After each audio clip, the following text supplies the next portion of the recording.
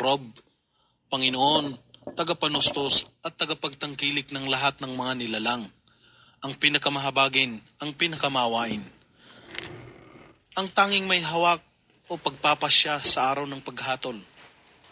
Ikaw po lamang ang aming sinasamba at ikaw po lamang ang aming hinihingan ng tulong.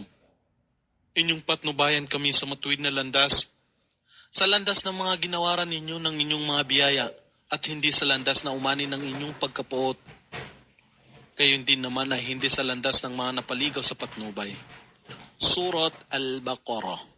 Sa ngalan ni Allah, ang pinakamahabagin, ang pinakamawain. Alif Lam Mim. Ito ang aklat na walang pag-aalinlangan na mula kay Allah, ang tunay na patnubay sa mga may pangangamba kay Allah. Nananalig sa al-ghaib, mga nakalingid tulad ng paraiso, impyerno, kaluluwa at iba pa. At matintiman sa pagsasagawa ng sala o takdang pagdarasal at gumugugol sa mga bagay na aming ipinagkaloob sa kanila. At nananampalataya sa kapahayagan na ipinadala sa iyo, O Muhammad, at sa ipinahayag ng una pa sa iyo, ang Torah, mga batas at Ebanghelyo, at sila sa kanilang puso ay may pananalig sa kabilang buhay.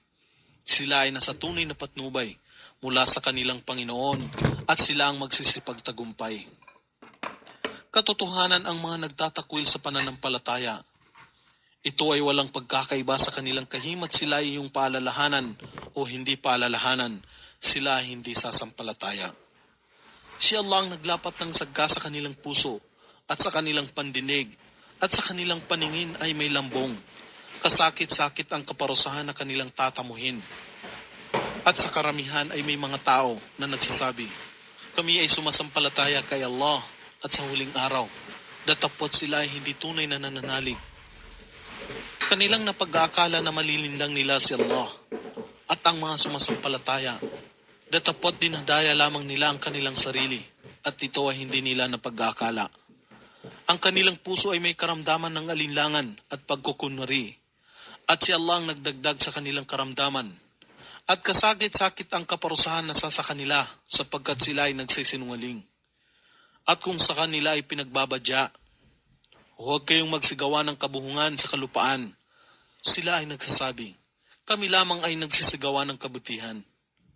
At katotohanan sila ay nagsisigawa ng kabuhungan, datapot ito ay hindi nila napag-aakala.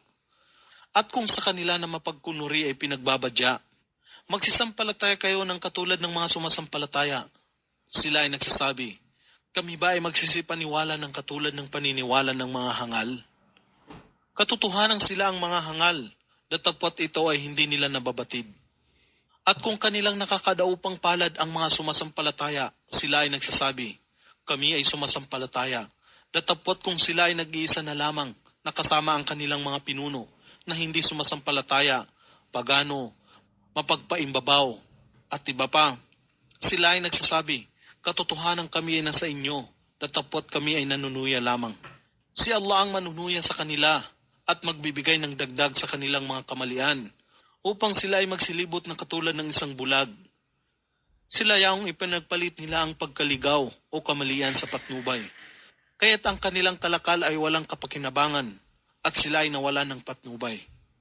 Ang kanilang kahalintulad ay katulad ng isang tao na nagpaparikit ng apoy nang ito ay magbigay ng liwanag sa kanyang paligid. Si Allah ang kumuha ng kanilang liwanag at iniwan sila sa kadiliman. Kaya't sila ay hindi makakita. Sila ay mga bingi, pipi, at bulag. Kaya't sila ay hindi makababalik sa tamang landas. O ang kanilang kahalintulad ay dagim, mabigat na ulap sa langit o alapap. Naririto ang kadiliman, ang kulog at kidlat.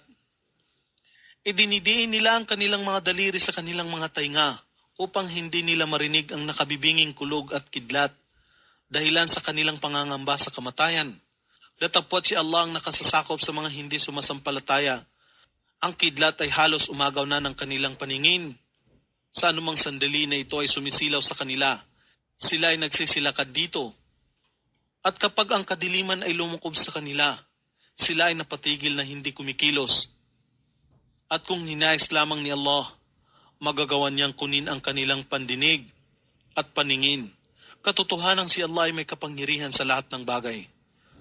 O sangkatauhan, sambahin ninyo ang inyong Panginoon na si Allah, na lumikha sa inyo at sa mga nangauna sa inyo upang kayo ay maging matuwid o maging masunurin sa Kanya. Na siyang lumikha para sa inyo ng kalupaan bilang inyong himlayan at ng kalangitan o mga lapap bilang inyong silungan at nagpamalisbis ng ulan mula sa langit o lapap at nagpasibol dito sa kalupaan ng mga bungang kahoy bilang inyong ikabubuhay. Kaya't huwag kayong magtambal ng anupaman kay Allah sapagkat batin ninyo ang katotohanan. At kung kayo na mga paganong Arabo, mga Hudyo at mga Kristiyano ay nag-aalinlangan tungkol sa aming ipinahayag ang Quran, sa aming alipin na si Muhammad, kung gayon, kayo ay gumawa ng isang sura o kabanata na katulad nito. At tawagin ninyo ang inyong mga saksi o mga tagapagtaguyod. Tangi pa kay Allah kung kayo ay makatotohanan o nagsasabi ng totoo. Datapot kung kayo ay hindi makagawa at katotohanan kailanman ay hindi ninyo magagawa. Inyong pangambahan ng apoy na ang kanyang panggatong ay mga tao at bato na siyang inihanda sa mga hindi sumasampalataya at magbigay kayo ng magandang balita